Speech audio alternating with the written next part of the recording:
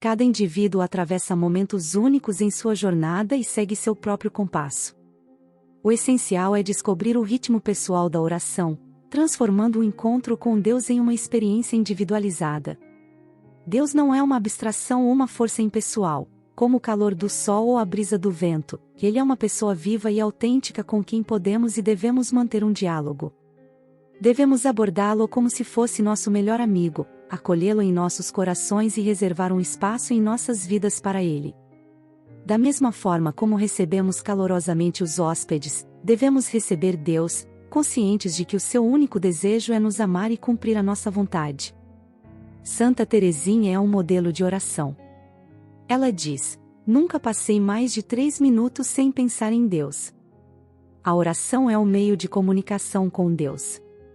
Aqui estão algumas sugestões para tornar a sua oração mais flexível e adaptável às mudanças da vida. A oração deve ser dinâmica e aberta à introdução de novas motivações e à retirada daquelas que já não são relevantes. À semelhança de como não usaríamos roupas de verão no inverno, nossa oração deve se adequar às demandas da nossa jornada. Antes de iniciar a oração, é importante criar um ambiente de silêncio interno e externo para sintonizar com a nossa vida interior. Devemos refletir sobre o que precisamos naquele momento e como desejamos usar o tempo que Deus nos concede. O encontro com Deus não deve ser fugaz e superficial, mas constante e duradouro. A forma como oramos, pedimos e dialogamos com Deus depende da nossa situação humana, emocional, psicológica e social. Alguns rezam a mesma prece pedindo chuva, mesmo quando há enchentes e desastres. Isso pode ser evitado, pois a oração deve ser contextualizada na vida diária, seguindo o exemplo de Jesus, que nos ensinou a tornar nossa oração relevante e ancorada na realidade. Reze com fé, alinhando-se à vontade de Deus. Esse ponto está intimamente relacionado ao tópico anterior. O princípio fundamental da oração é acreditar em Deus. A Bíblia afirma que, sem fé é impossível agradar a Deus, pois é necessário que quem se aproxima de Deus creia que Ele existe e que recompensa aqueles que o buscam. Hebreus 11 versículo 6. É impossível conceber uma oração autêntica e correta, à luz da Bíblia, se não estiver enraizada na fé. No entanto, é importante compreender que orar com fé não significa fazer uma oração intensa que supostamente obrigue Deus a atender nossos pedidos. Orar com fé não é exigir ou decretar que eventos específicos ocorram. Em vez disso, orar com fé é ter completa confiança em Deus e encontrar consolo na certeza de que Ele tem o melhor para seus filhos, mesmo que, em algumas situações, isso não esteja claro para nós.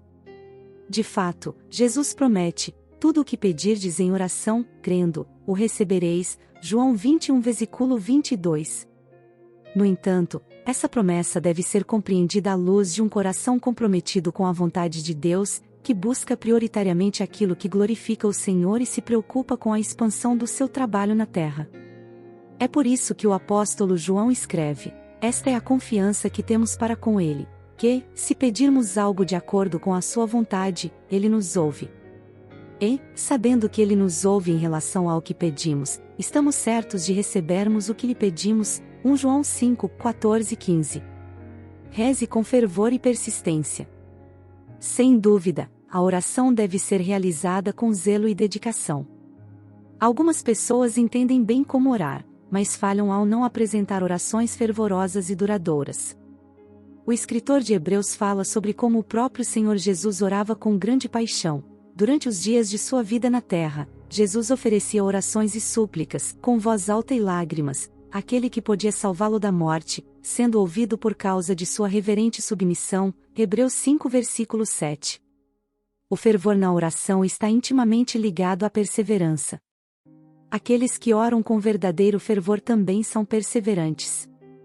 Jesus nos ensina sobre a importância da perseverança na oração em duas de suas parábolas, Lucas 11, 5, 13, 18, 1, 8. Uma vida de oração que não inclui a perseverança é incompleta. Aqueles que oram ao Senhor também devem estar dispostos a esperar por sua resposta ao longo do tempo. Ore reconhecendo a soberania de Deus. Deus é soberano sobre todas as coisas, o que significa que nossas orações não alteram os planos eternos de Deus, mas, por meio delas, Ele realiza e cumpre seus propósitos.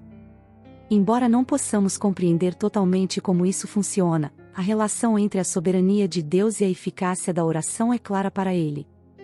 Portanto, não devemos ver a soberania de Deus como algo que desencoraja nossas orações, mas como algo que as torna significativas. Deus sabe do que precisamos antes mesmo de pedirmos. Mateus 6, versículo 8. É importante lembrar que nem sempre nossas orações são respondidas da maneira que desejamos.